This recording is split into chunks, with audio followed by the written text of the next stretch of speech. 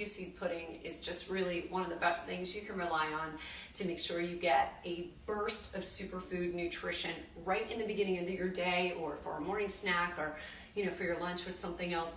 And I'm just going to show you how fast and easy it is to make this. These are 1 cup ball jars, and you can just order them on Amazon. And I got these lids that fit that size, so they fit an 8-ounce size.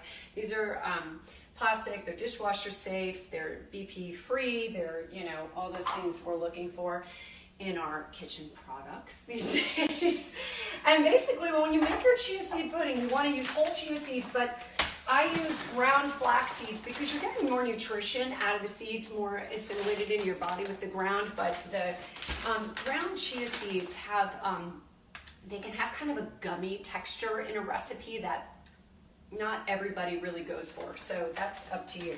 But so the way to do this is basically you're looking through 3 tablespoons of your stuff, of your chia seed and maybe other grain or something like that.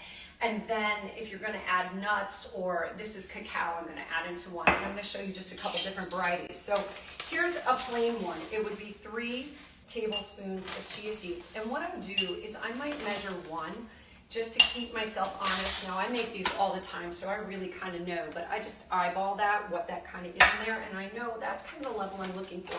So for this one, I might make it chia and a little bit of oats. So I'm going to just do that.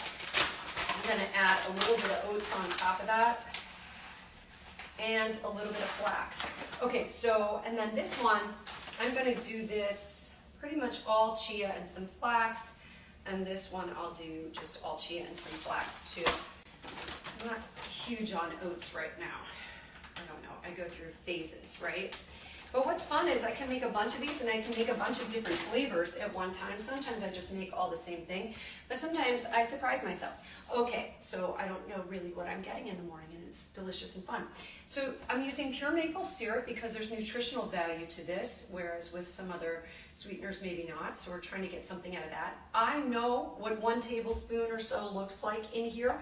That's about all I want, and that's fine. And we're using natural sweeteners. Remember, sweetener's a sweetener to your body, but it's glycemic load of food, I'm not eating this on its own, so we're not worried about, blood sugar spikes, like, when we, a glycemic index for people who are still talking about that.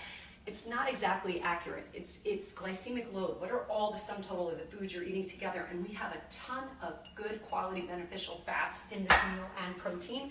They mitigate that the sugar in your maple syrup, so you don't even need to think about it. Okay, let's do some extracts, right? So I'm going to make one of these plain ones I just did. I'm going to do a little peppermint extract, just a little bit. And I'm going to do a little cacao. Cacao is different than cocoa, right? So I'm going to do a tablespoon.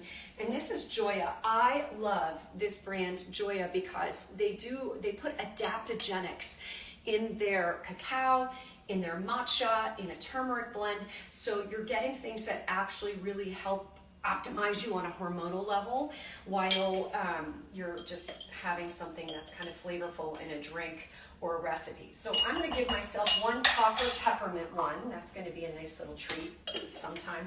That's a great afternoon snack if you're a person that needs a bite of something sweet after lunch. Like sometimes I like a little something, and I might have just a little apple and peanut butter or something after my lunch, or something like this. A couple bites of the chocolate chia pudding. Sometimes you need some chocolate, and you can always have dark chocolate. In fact, in And Life, one of our legit snacks is like a spoon of a nut butter with some chocolate chips on it. Okay, so here we go.